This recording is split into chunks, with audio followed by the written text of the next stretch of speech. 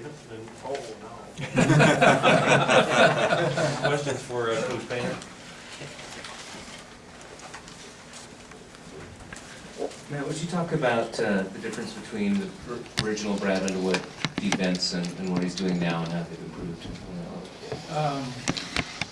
I don't know, I haven't done a study on it, but when you play with those two big guys, and that's what, obviously we had Haas, Hammonds, and Swanigan all at the same time, and it takes you out of, you learn and grow as a coach and build as a coach without big guys. You just don't end up at a low to mid-major school and have 7-footers, and if you do, the 7-footers are normally not very good.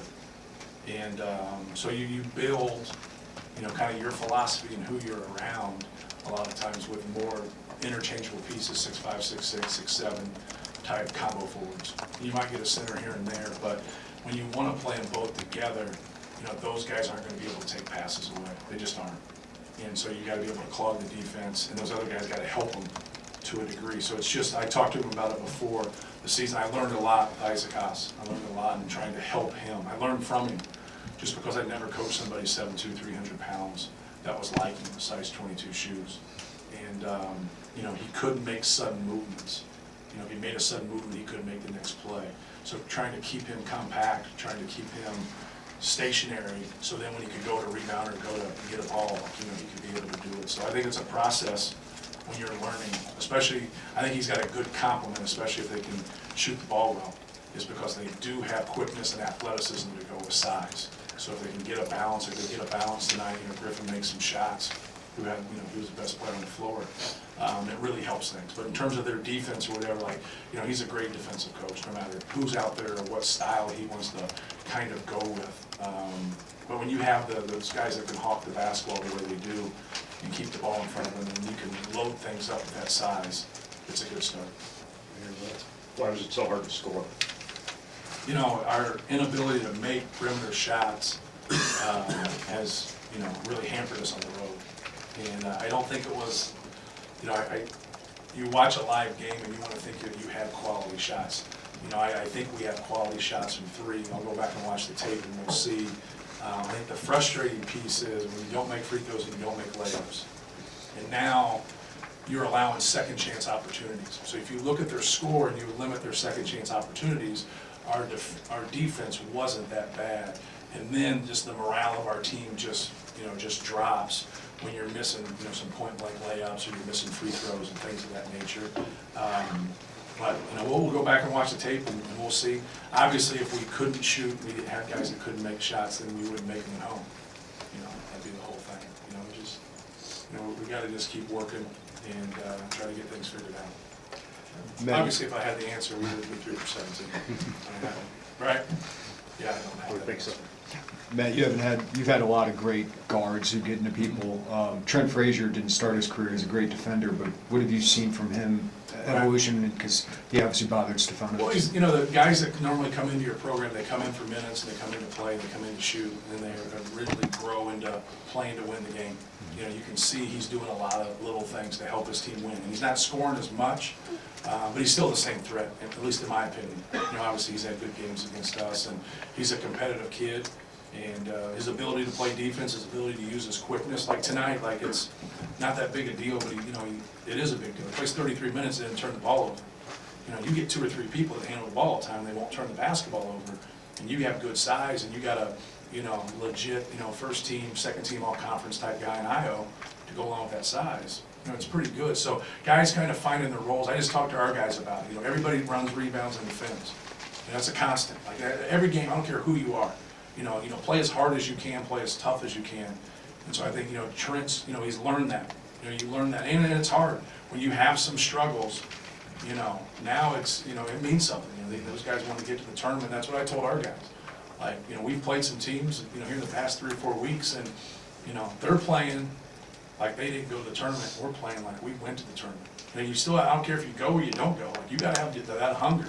And right now, I thought Illinois just played hard enough, out-competed us, and Trent was a big part of that. So with about 3:30 left or something like that, you sat down next to Treyvion for a while, just to talk to him for a couple of plays. Just what were you trying to get across to him there? Just to understand, the onus falls on you.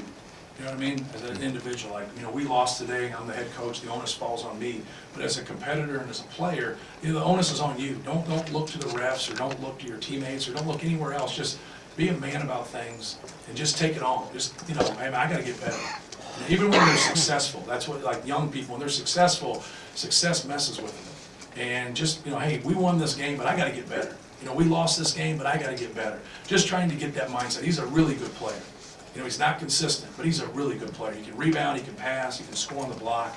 Just trying to get him to, you know, to understand those things. He gets frustrated, and just trying to kind of make sure he knows, you know, if you want to get better and improve and be that consistent player, you know, you're going to have to get yourself ready and play better than he did. It wasn't just on him. We didn't have anybody that played well. I know you were worried about Kofi on the offensive glass, but I think 11 of their first 21 came on second chance points, and it wasn't him doing it. Just, Correct. what do you chalk that up to? Was that the effort you were just talking about? Well, you know, we're going to double team those guys. So we double the post anyway. So the one thing we wanted to do was limit the free throws. We did. We wanted to limit those two guys as offensive rebounds. But we really harped on, you know, Alan Griffin. I thought he was great. I thought he's the best player on the floor. But he played harder than everybody else. And those 6 offensive rebounds that he got were huge. And so no, just trying to bottle up those guys.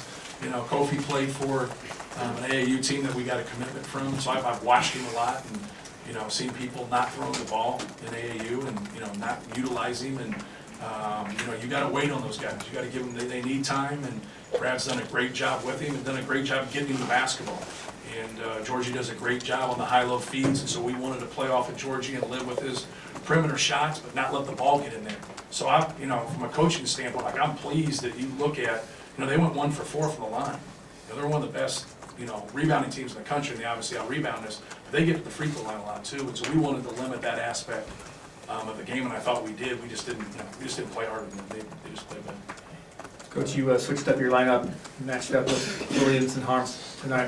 Did that just a one-time matchup thing? And did you get No, we one played those two together, yeah. And so like when we played Virginia, we played them, and then they started, and then Matt got a concussion in the Nebraska game. So then Matt was out the Ohio game, and then Matt was out the Butler game. So then when he came back against Central Michigan, I just didn't start him, and he played about 12 minutes. And then our next game was Minnesota, our last game. And so I just didn't start him then, and Matt had 26 and 9. But he had started before, I just wanted to bring him along. But yeah, it was, you know, it was fitting because you like to match up. And that's what, against those guys, and you know, we can do a tutorial on how to go against them. Like we've had great size. You gotta flip it on them. Like you gotta match up to them, but then you gotta be smaller and make them guard. But if we put guys in that can make threes and they can't make threes, we can't flip it on them. And then if they play harder than us, then you know we have a real problem. Matt, how much is, when you guys struggle early, not getting a spark off the bench, whoever you turn to try to find some offense? Right. How much is that maybe holding this team back a little bit? Well, you know, when you start off 11-0, it's, you know, we lacked a spark from our starters. And, but you know, the game is, and you guys watch a lot of basketball, you've seen a lot of games start off there, and that can be the best thing for you. Obviously, you'd like to be the 11-0 and be up, but we've all seen that flip real quick. We did it the other night, and we were up, I think, 11-3, they came back and tied it, and I think it was 16-16. So that can happen and change a little bit. Guys can kind of play through the score a little bit, it's a long game.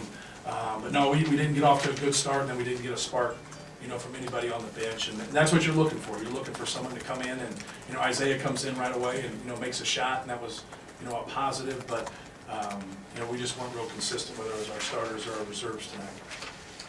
Obviously, one of those guys who comes off the bench in this game is Jihad. Obviously, he doesn't get much going at all. Just what are you seeing with him at this point? What's just sort of starting? Well, you know, you're trying to find some things, and so obviously we were starting the two bigs together until Matt got hurt, and so we wanted to go back to that, and then trying to take out. You got to take somebody out. You got to start 5, and when you get to it, like Io's so good. I got a lot of respect for Io and his ability to get to the basket and get to his right.